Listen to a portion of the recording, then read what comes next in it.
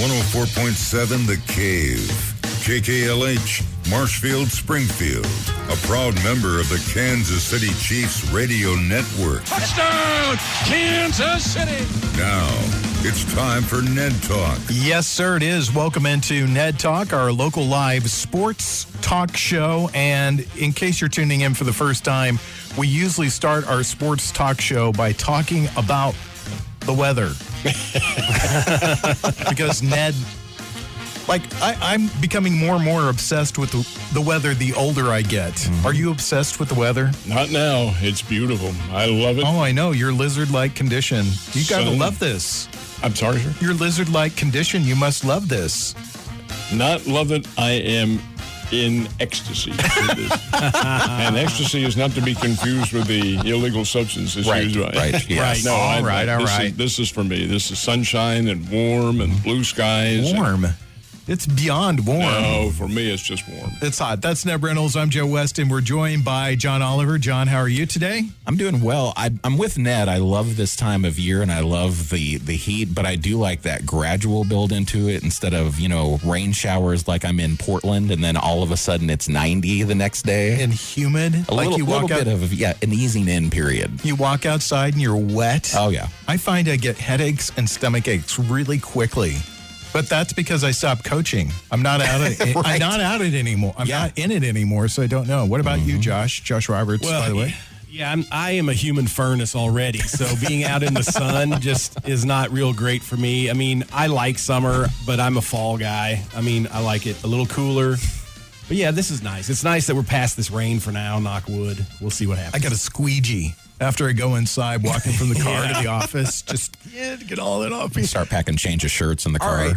Let's talk start out with one of the more interesting stories in sports. We're going to get to talking about the college football playoff situation that Ned has brought up today that I'm interested to find out more about. But let's start out with Le'Veon Bell. He was asked, somebody made a comment on Twitter about his playing time while with the Kansas City Chiefs. And he said, in response to that, I would rather retire than play with Andy Reid ever again.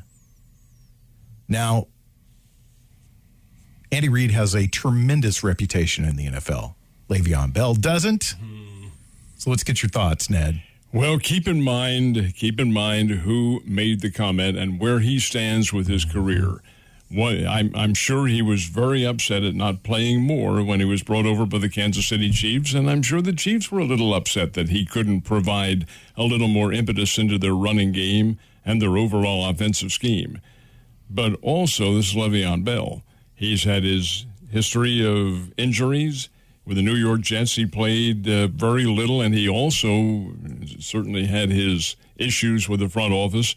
Yeah, the guy has to be a bit of a malcontent, so I take that with a grain of salt. But by the same token, Andy Reid has a team to work with. He has a game to play. He has a team to push toward a championship. He knows what he's doing. It may not be great with everybody. You're never going to please everybody.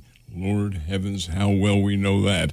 But the fact of the matter remains, I think it's just one malcontent who you might remember, guys. In the pregame show we do for the Kansas City Chiefs, we brought that up. Mm-hmm. Said, hey, the Chiefs have gotten Le'Veon Bell. Everything is solid. Oh, no, it's not either, guys. That could be more problems. It may have turned out to be. Let me bring this up, though. We did talk about that when the Chiefs signed him, but he said all the right things while he was here. Of course. In Kansas City, I should say. And he, seemed to be a team player, that he called Edwards-Helaire right away and said, hey, I want to help you. I'm not here to take your job. I'm just going to spell you. But even after Helaire was hurt, the Chiefs didn't go to him. Nope. So do you think it was something they saw in his play that they thought he's a guy that just can't get it done anymore? I think there's a combination of things, yeah. And the fact of the matter remains he probably couldn't get it done anymore. They did play him a little bit. He wasn't any great shakes.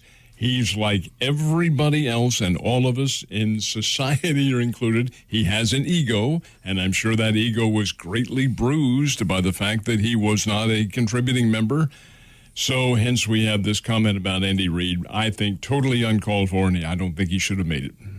What do you think, John? I know you have strong opinions about this. I do have a strong opinion about this, and I'll be honest, I've brought it up on this program before. You know, I look at guys like Tyrann Mathieu, and I know I bring him up a lot, but he's a guy that started his career about as badly as a human being can start a professional career. Not only the trouble he got into in college, he has been, by most accounts, a model citizen in the NFL for the past 5 years. He's been a great help to the Chiefs leadership-wise. In sports, we tend to give way too many second chances. And, you know, I look back on a guy like Steve Howe for baseball fans that remember him. You know, how many times it was this great comeback story that ESPN built it up to be whenever he was coming back with the Yankees. This is after like 6 drug suspensions at that point. So with a player like Le'Veon Bell, I think this is sour grapes. I think he's still trying to keep himself relevant. He did do all the right things when he came in, and I was willing to give him the benefit of the doubt and think that maybe he matured. Some guys do. Le'Veon Bell will not. I don't think he'll ever mature past his ego. He was ineffective after he sat out when he came for the Jets. He was ineffective last year. It's hard for a lot of times for them to admit their career's over and then they lash out at people. Andy Reid, obviously, we've never heard these type of complaints before. Not from Donovan McNabb, not from Terrell Owens. It's silly. Not even from Tyreek Hill. Correct. Mm-hmm. I will say one thing. I got to put in a comment aside from this. Steve Howe did turn his life around eventually.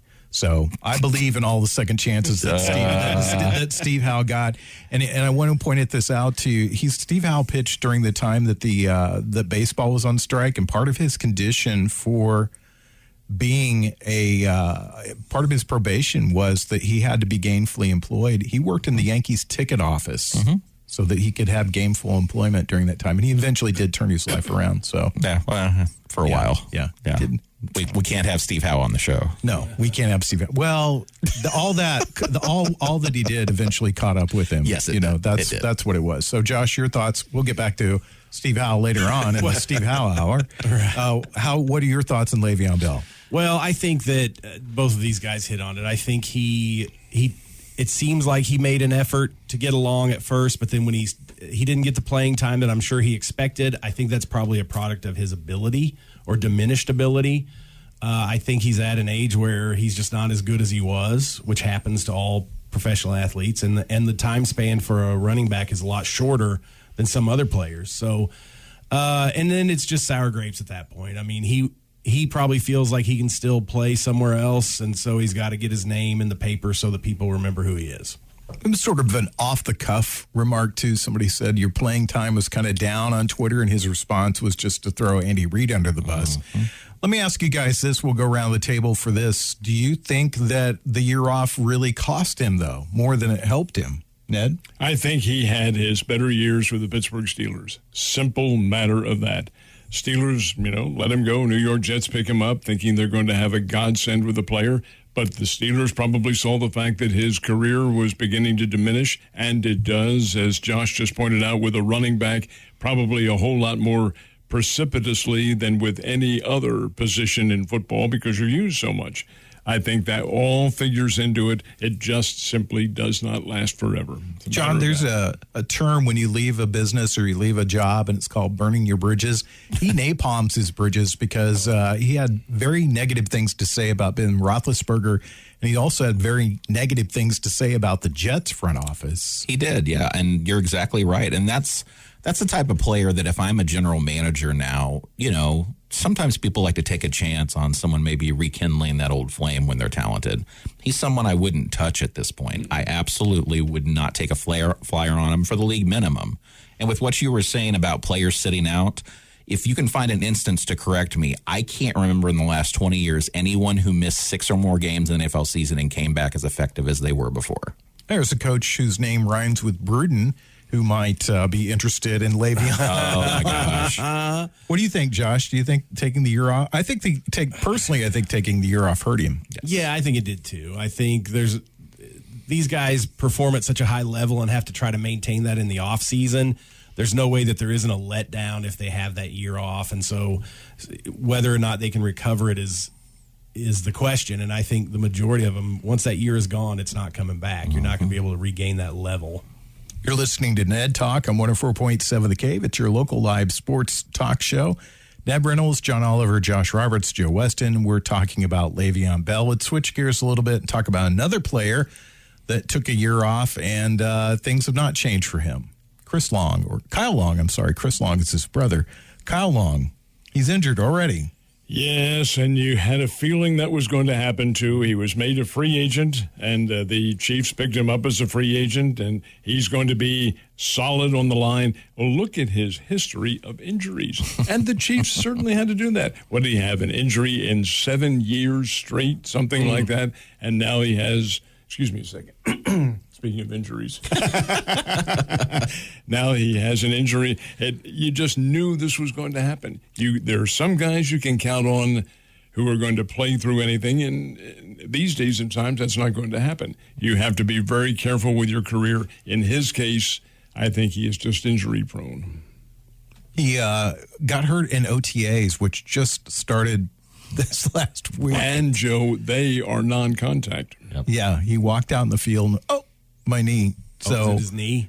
Yeah, it was a knee injury, and Andy Reid says that he's hopeful that Kyle Long will be back for the start of the season. But that's not a good start for Kyle Long. Let's switch gears again, and let's talk about one of the other big sports stories, and that's one that Ned has brought up. There's a new proposal for college football playoffs, and Ned, bring us up to speed on that. Well, do you think we, and just using this as a little planning in the show, do you think we ought to change that for our roundtable discussion a little bit later? We can do that. Yeah. I'll lay out the format of what it's going to be. It is and it surprised me when this happened. We have been calling for years for the college football playoff. Great, it's 4 teams now, which is fine. It's a national championship, but it's only 4.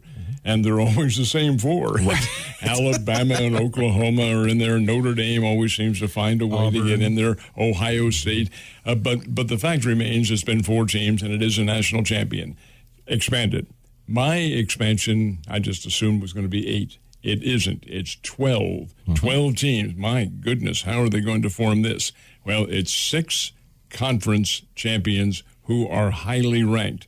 That does not say only the Power 5 or anything. It says 6 conference champions. It doesn't designate a conference. You assume that the Big 10 and Big 12 and SEC are going to be in there, but it isn't necessarily a safe assumption. You have 6 conference champions. The 4 highest-rated conference champions get a first-round bye. Then you have 6 other teams, and you can load them up with as many from another conference. I can see the SEC having everybody in there. But the fact remains that's how it's going to be. I have some doubts about it. I like the idea of the expansion. I have no problem with the 12 if certain criteria is met, and we'll talk about that, Joe, a little bit later on. Yeah, that should be an interesting conversation. Let's just get off-the-cuff thoughts about it. I mean, Ned, you like it. John, what are your thoughts? I've always been a fan of more teams in a championship tournament, and it's no different for football. Obviously, they can't do the 68 like they do for the NCAA tournament. That's not feasible with, the games and the prep. But I think anything that is a move towards allowing more teams a chance to compete for that is a great move. What do you? I know what you think. I know what Josh is going to think. He's going to side with Nick Saban here. What's Nick Saban think? Oh, Nick Saban's going to hate anything that. Well, yeah, that makes it harder for him to win a championship. No, I like the idea of an expanded playoff. I was thinking maybe 8 or 10 would be ideal. If you did 8, you could have the 5 major conference champions and then 3 at-large bids, and that would get a Coastal Carolina or a Smurf turf. Boise State or somebody like that could sneak in there and get a chance. Because I think that's the one unfortunate thing about college football is, you end up with the top 4, and it is always the same. And I'm happy with that, being an Alabama fan, but most people want their team to get its shot. Mm-hmm. And this creates a situation where they might. Now, there are reservations that I have about it, but we'll talk about them in the roundtable discussion. All right. That'll be coming up in just a little bit of a roundtable discussion between here and there. I think we'll talk some baseball. It's Ned Talk on 104.7 The Cave. Back to Ned Talk on 104.7 The Cave, a proud member of the Kansas City Chiefs radio network. Last week when we were doing the show, we always talk about what we're watching. We were watching women's softball last week, college women's softball, and a listener was not happy with some of the comments that I made I was not disparaging women's softball. I'm interested by it. I find that I watch it more and more the older that I get. My dad was a big fan of it. And, they're tremendous athletes. I know I could not hit anything, and I certainly would not want one of them to hit a ball at me while I was playing third base. But the listener did say that it's faster than Major League Baseball, and it's not. I'm going to argue with you on that. It gives that appearance because the diamond is smaller and the mound is 46 feet or something like that. So it gives that impression. But hey, it's fine. It moves a lot slower, I think, because they spend a lot of time, looking at the cards and backing out of the box and the meetings on the field and stuff like that. But not disparaging at all. I'm interested in it, and I watched it. It was on in the studio. This week we're watching soccer. We're watching the Floppers. The thing really, I was going to bring this up. I was thinking about it yesterday. The soccer was on while I was doing my vinyl club show, and these guys really care about their hair. Yeah, they do. Yes. Yeah. I'm a sweater. So my hair looks bad almost instantly when I go outside, period. These guys, their hair is like plastered on their head. There was a guy that yesterday got his head cut open, and he was worried about his hair most of the time. He just kept doing stuff with his hair. There was a player yesterday that actually had a heart attack on the field, and Josh knows a little bit about that. Yeah, Christian Eriksen. He's a top-level Premier League player. He plays for Denmark when he's not playing for Premier League. But yeah, he had a heart attack, and they actually had to revive him on the field. Yeah, he flatlined his heart. He flatlined. So it's kind of scary. I mean, they went ahead and continued playing the game after like a 90-minute delay, which there's some question on whether they should have done that because Denmark ended up losing 1-0. But yeah, that's a weird situation. Not something you expect, especially from a top-level athlete like him. It has happened in the National Football League too. I remember the incident in I want to say 69 or 70 with. Forgotten his first name now. Last name was Hughes. He was a wide receiver for the Detroit Lions and ran a pattern. I think the Lions were playing the Bears and ran a pattern out, then standing there, and all of a sudden he's on the floor, except in this case on the field. And he had flatlined himself, and I believe he did pass away. The point is, I may joke about things, but that is simply that. It is a joke. I just like to joke about things, especially sports-wise, because I think people are too serious about sports sometimes. I just think that sometimes we take it seriously. There should be a little more humor in sports because really it is ultimately entertainment for all of us. But let's get to what 3/4 of us live and breathe, and that's baseball.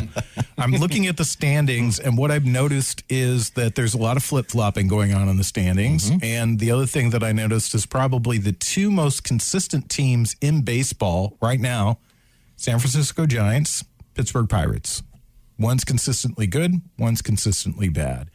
What are your takeaways from where we're at in the season? We're down to less than 100 games. What are your thoughts on what you're saying? I believe today, after today's game, it's 97 remaining, I believe, if I counted correctly. But the other day on the air, I made the comment. I said that this is not really a tremendously critical series for the Cardinals right now playing the Cubs unless they get swept. But that's not likely to happen, quote, end quote, says Ned Reynolds. Oh, my. And tonight, I'm going to give them the benefit of the doubt. I think the Cardinals come back tonight, but they've got Carlos Martinez on the hill tonight. The gentleman who's as consistent as Jell-O out there. He could throw a no-hitter, and he could get bounced out in the first inning. But the bottom line is this. If they get to fall 6 games back at this juncture, that's not an insurmountable margin, and I have seen the Cardinals overcome larger margins than that at deeper into the season than it is now, back in August. They were 7 games down in 98 or 99, whenever that was, and came back to get into the playoffs. So it can be done. But they were also stronger Cardinal teams. Cardinals have some very good offense. They've got a good, solid hitting core with Goldschmidt and Arenado, and DeYoung is back now. He can hit. The fact is, though, it's not a real great mix because they don't have the key individuals to come up with that hit when you need it and how you need it. And the pitching staff, gang, it just needs to be retooled. It's not very good. So we've been talking a lot during the off-air part of the show. we have a bona fide prospect. I mean, a blue chip prospect right here playing for the Springfield Cardinals. Tell us a little bit about Nolan Gorman. Well, we televised a game on Friday night. He hit 2 home runs in that game. One of them, in all fair, well, that's not fair for me to say either. The wind helped one be 420 feet instead of 410. It was a wallop. His first one that he hit in that game, the wind wasn't even blowing then, and he cleared the training center. Now, you have to understand how the training center in right field works, because it's in an angle. It is not exactly in perpendicular shape to the field, so you can overshoot one end of it, and he did. And it was way out into that far parking lot. In fact, it may have even left the parking lot. It was a bomb. But it's 1 run. And that's still, its home run is 1 run. Hit 2 on Friday, 3 last night. And all this is done with the director of the farm system, Gary LaRocque, sitting on the back row down below us, not in the press box, but in the stands, with in one hand some huge computer that he has, another with notes that he's making, and an assistant over on the other side. What does this tell you, gang? Well, it tells you, number one, most important of all, and this is Gorman. If you want to see him play, folks, you better get out there and see him play tonight. Got it. Or tomorrow. No, he won't play tomorrow. They're off. I wouldn't be surprised if tomorrow he's not on the way to Memphis. I don't think the big club, but certainly to Memphis. Memphis, yes. And he's just hitting the ball a ton down here. So if you want to see him, it better be tonight. And number 2, pitching staff needs help. There isn't any question about that. You have Flaherty out until probably August at some time. Who knows when Michaelis, if he ever comes back again. The Korean pitcher, Kwang Him Kim, with a bad back. The bad back was not something that just happened when he got taken out. He'd had it through spring training. Heck, he sat out for several weeks. So how often is that going to reoccur? And then you have a manager who's using the bullpen with every blasted game that they play. They could be up 17-0, and here comes the bullpen. Let's get them in here. That's the way the game's played, though. Yeah, it's wrong. It shouldn't be, but it is time that they've got to address the pitching staff. It's got to be, there has to be some juncture or individual added, and I'm wondering if Mr. Gorman is not that person being showcased. If it is, I would be very, very personally unhappy, because he is a ball player. He's going to play in the big time for years to come. And to send him for a short-term fix, John Oliver, you're the baseball man. What do you think? So, Ned, you said it right. I mean, right now, the pitching staff is a wreck for the Cardinals. You can't really count on Ponce de Leon. I'm a big fan of Johan Oviedo. I think he's going to be great, but people have to remember he's 21. Yeah, he's not able to stand up yet to a full major league season. He's still trying to stretch out. That's why he can usually only go 5 or 6. I think he'll be good, but it's not the time to push him on that. Gant has had control problems all year. Nothing's changed with that. I like Gant. I think he's a talented kid, but you've got to cut down the walks. We've talked about Carlos Martinez. I'm not even going to address that. It's just, it is what it is at this point. $1 million talent, 10-cent head. And then Wainwright's been the steady force, so I'm glad he came back this year. You hit it on the nose with Gorman, though. I've watched this guy since the Futures game 3 years ago at the MLB All-Star game. He turned heads there. He's a young kid. I believe he's 20. And just prodigious power.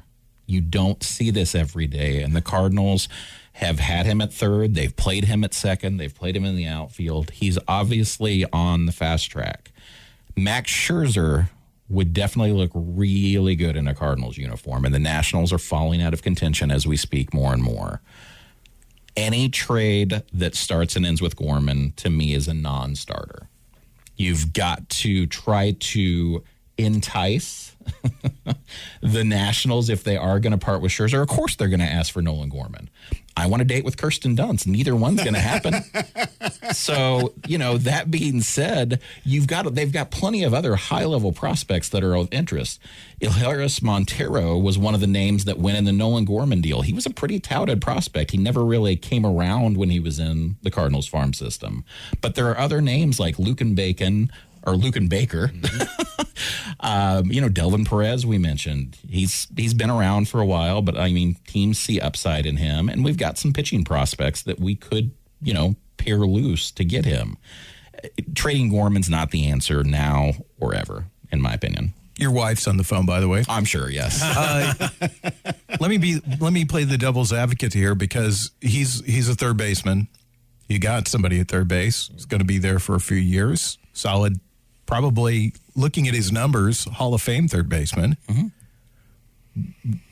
What do you do with Gorman? Where do you put him at? Second base, and that's where he has been playing down here. That's where, but not on a consistent basis. That's not a national. I will say this as a baseball coach. That's not a natural transition spot. Right. It can be done, and with a kid who's 20 years old, we saw him play second base on Friday night down here. I don't know where he played last night, but Friday night he was at second. Did commit an error that on a very, very easy play, a little bouncer out to second. The ball just bounced out of his glove. All right, that can happen to anybody. He also made a couple of outstanding backhanded plays, one of which was up the middle, up the gut, a backhanded play in which he pirouetted into the air and threw the man out at first base. Hey, the guy can get things done. He is an athlete.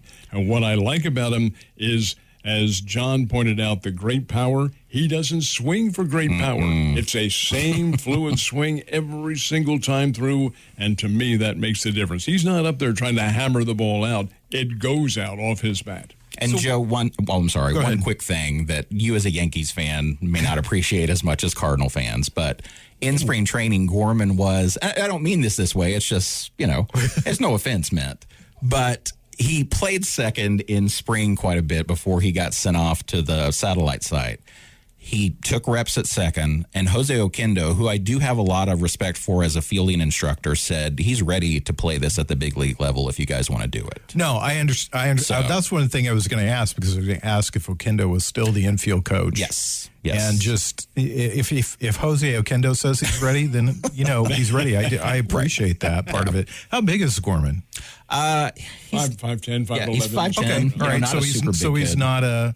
He's not like Brian Hayes. He's not 6'5", 6'6". Yeah, moving a guy that size to second base. I mean, you're just different positions. I mean, and a lot of people I don't think who are casual baseball fans understand that. Third baseman doesn't typically have a lot of range. Very true. They're more of a reaction sort of guy, and your second baseman is like another shortstop. They typically have a lot of range, so it's not a natural transition point for guys to go to when they see that. My good buddy Michael Vincent, he was an outfielder, and they said, hey, we've got some outfielders. There's no place for you to go. Why don't you go catch for us? So he transitioned into a catcher because the arms have similar strength. Very true. Josh, you want to chime in here? Anything you know about this? Anything you want to say? Nope. You're a Cubs fan. I am a Cubs fan, so I'm glad the Cubs are beating the Cardinals. Well, the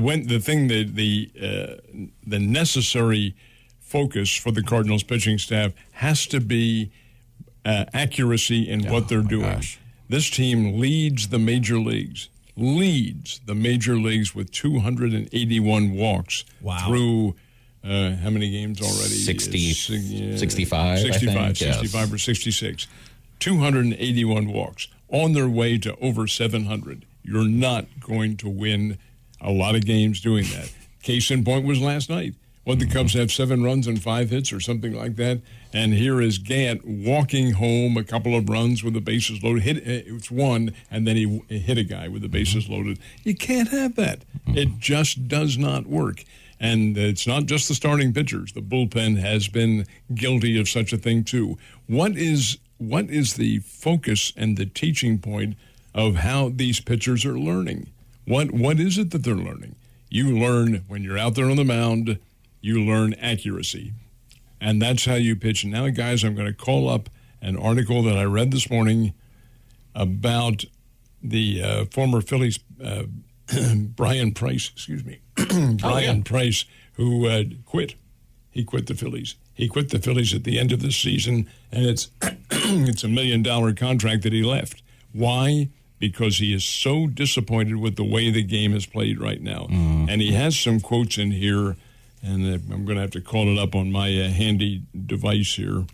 but I don't have it right now. But the fact of the matter remains that he says, I'm quitting because launch angles and foolishness like that is just not a part of baseball. He does say, I don't want him to go back to 1975. Everything changes. But the way the kids are learning now, not the proper pitching techniques, what the pitching coaches all teach now, the first thing is velocity. Mm-hmm. That's not right. Mm-hmm. You're not being taught how to groove the ball and how to throw cut fastballs and even knuckleballs, for heaven's sake. That's not part of the game anymore. It is sheer power, and that doesn't work. You're going to blow out arms. You are blowing out arms. There's so many of them. There's so many guys that throw in the upper 90s these days in baseball, and it seems like every team has 4 or 5 of them, when it was unusual to find a guy that threw that hard in the olden days of baseball when we loved baseball. We've got a conversation coming up about the college football playoff system. We'll get our thoughts on that. That'll be our roundtable discussion. You're listening to Ned Talk on 104.7 The Cave. Back to Ned Talk on 104.7 The Cave. A proud member of the Kansas City Chiefs Radio Network. Ned has found that article that he wanted to share with you guys about the way Major League Baseball has changed, and wanted to read you a couple of quotes out of that article. These are a couple of paragraphs from the article, which is authored by Bob Nightingale, in my opinion, the best baseball writer in the country these days. He sat down with Brian Price. Brian Price is the Philadelphia Phillies pitching coach who stepped down because he can't stand the game. Price can't stand watching the way the game is being taught. He scoffs at these training centers that claim that they're pitching or teaching pitching development when it's only about building arm strength. Hitters are being taught launch angles with funky swings instead of actually learning how to hit. I think we had better take a really good hard look at this Trojan horse that opened itself and emptied into professional baseball. You really can't watch the game. It's hard to take. Well That's said. Brian Price, and Very he well is said. right. I had a kid that played for me a few years ago, and his pitching coach, his local pitching coach who played professional baseball, was teaching him to pop up like Clayton Kershaw. Mm-hmm. Now, Clayton Kershaw can do that. An 8-year-old can't. And it was kind of silly because it was just, it's the kind of thing parents like to hear. Parents are the worst, and I'm a parent, but they are the worst because they do the worst things for their kids when it comes to sports. Instead of guiding them in the right direction, they gravitate to people who are like, I'm going to make your kid a pro. That's all crap. Yeah, you said it best. Guiding is what needs to happen. The truth is, what makes a kid a pro, what makes a kid get to the next level of sports are the parents, are the family members. Somebody that goes out and plays catch. And whether your kid plays at a higher level of sports or not, that's meaningless. The moments that you get doing that is what cannot be replaced. How about, Joe, the final scene in Field of Dreams? Yeah. Mm-hmm. That says it all right Playing there. catch. Will you play catch with me? Absolutely. I'd love to be playing catch with my dad. He spent a lot of time in the backyard playing catch with me. So, I have those feelings. But that's not our roundtable discussion. Our roundtable discussion is talking about the new college football format. And, Ned, you're a fan of more teams, but you have problems. Let's talk. With this one, I do. Now, with going to 8 teams, I think you could probably justify that. And don't misunderstand. I'm not vehemently opposed to the 12 teams. I just have some reservations about it. Why? Because of the number of extra games that are going to be played. Most of these teams, if not all of them, have 12-game schedules. A team could play as many as 17 under this new format that's coming in. Something has to change. You will have 6 conference champions, doesn't designate which conference, 6 conference champions who are highly rated. Now, that could mean Coastal Carolina or Boise State is higher rated than Ohio State. Not likely to happen, but it could. All right, 6 conference champions highly rated. The 4 highest rated get a first-round bye. Everybody else, 5 through 12, will play into the first round, the quarterfinals, semifinals, and then the national championship. That's extra games. My problem is this. You're asking college athletes who are not rewarded to continue playing a high level of football. What happens? You see individuals now bowing out of bowl games because, hey, I've got a pro career coming up. I better watch it. What does this mean, playing an extra game here for a bowl game? So what? Same with this. Does playing for a national championship, a trophy, mean as much as your possible career in the NFL? Again, guys, we live in the me society. I. What's going to be best for me? And like it or not, and I don't like it, but like it or not, you have to face that fact that it does rear its ugly head into today's situation. My point is this. If they're going to play a lot of extra games, they're going to have to be rewarded somehow. How? That's not up to a small mind like me to figure out, but there's going to have to be some level of reward. John, what do you think? Well, here's where I'll go point counterpoint. So I like the idea of the expanded playoffs just because, and I think I've mentioned this on the show before. I can't remember how many years ago it was, but you've got UCF, the University of Central Florida, still with an undefeated banner claiming themselves as the national champions. This sort of thing will correct issues like that, I believe. Now, to what Ned said, and I've not been shy about this, they're adding extra games. What does that do for the student athletes? Nothing. What does that do for the NCAA and the universities? Billions. Huge amounts of money. You cannot continue to change these things without reimbursing the players for what they're generating for the NCAA and their university. This is ridiculous thinking. It's outdated, and they need to be compensated. Josh, I see you staring at the ceiling. Well, I have mixed feelings about the whole paying college athletes thing. I get it. It generates so much money that it's inevitably going to happen. But I feel like there could be a better way for that to be done.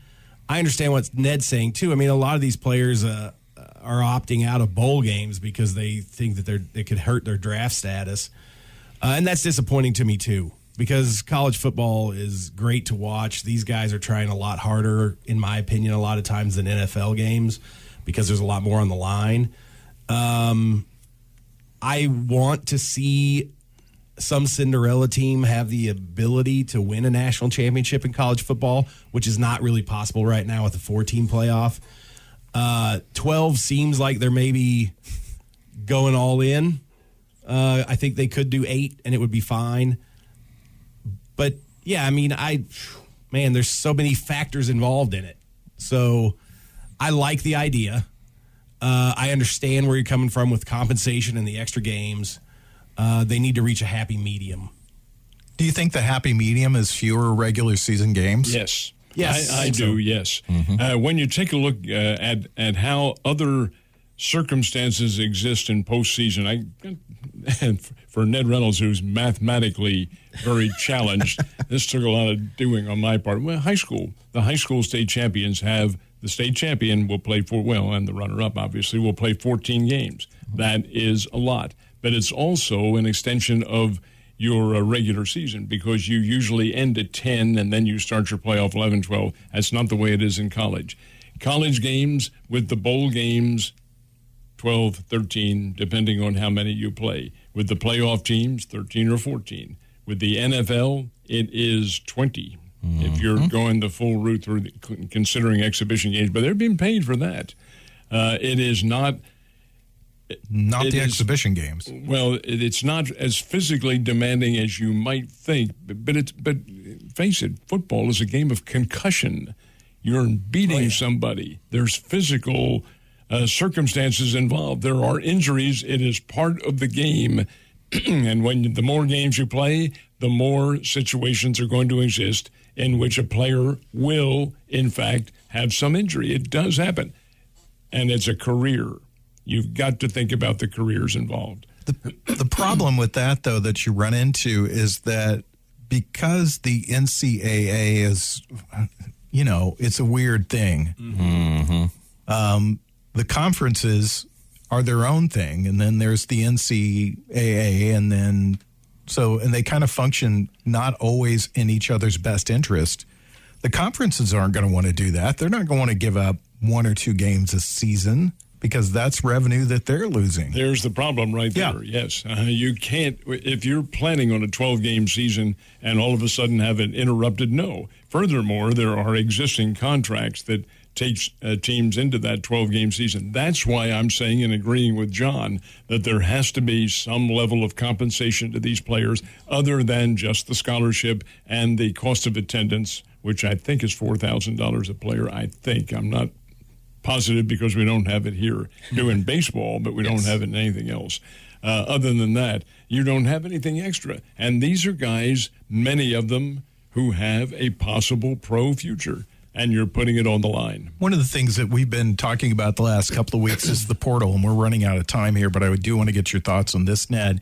The more that we move towards monetizing college football players, the more that opens up the whole portal idea and free agency, because, again, you're talking about money to kids. I mean, that's all that anybody really understands at this point.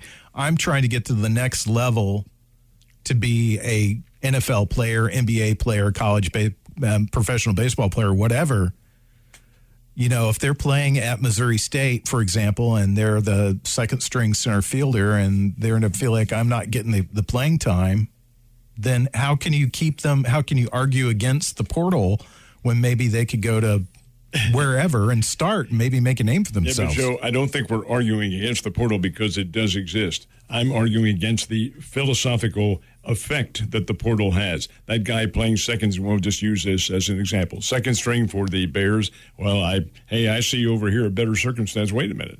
Why am I second team on the Bears? Why aren't our first team? What guarantee am I going to have a plan over there? The grass is always greener, and not just in athletics. You see that in every profession. Everyone, mine included, when it looks like, well, you've got a golden horizon. Oh, wait a minute. No, it isn't so golden either. Hey, you've got to weigh very carefully your circumstance. And I'm not against the portal existing. It's the approach that's being taken. It always comes down to money. Yep, that's where you're back to. And the thing that I hate is that I hate to lose that I won't say purity because that's just too naive, but purity. The stigma of professional in what should be an amateur, but Joe, it is long gone. Yeah, it is long gone, and it is unfortunate. We'll wrap up Ned Talk next on 104.7 The Cave. Back to Ned Talk on 104.7 The Cave. A proud member of the Kansas City Chiefs radio network. Let me sum this up for you as far as the weather goes today. Hot. Very, very hot. Like air conditioning is my friend hot. My friend Katie posted on her Facebook page that she's in a relationship with air conditioning. Nice. Love, love, love. I agree, Katie. Yes. I know she's not listening, but if you know Katie, tell her I said something about her on the radio.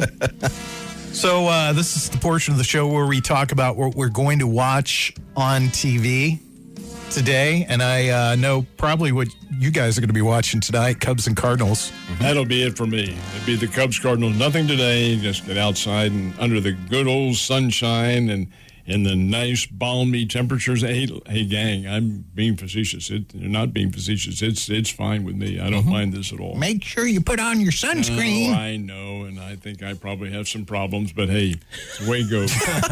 80 years old. We're talking about your problems. That's an hour show in and of itself. That'll be a roundtable discussion.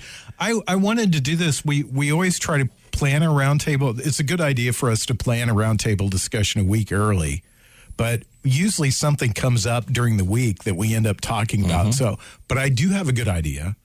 And if nothing more interesting comes up during the course of the week, next Sunday, let's talk about greatest sports rivals because the Cubs and Cardinals are on tonight. I like that. Yeah, that's a great idea. Good one. So we'll talk about that next week. I know Josh won't be here next week. Maybe we can get Jake to sit in on the show.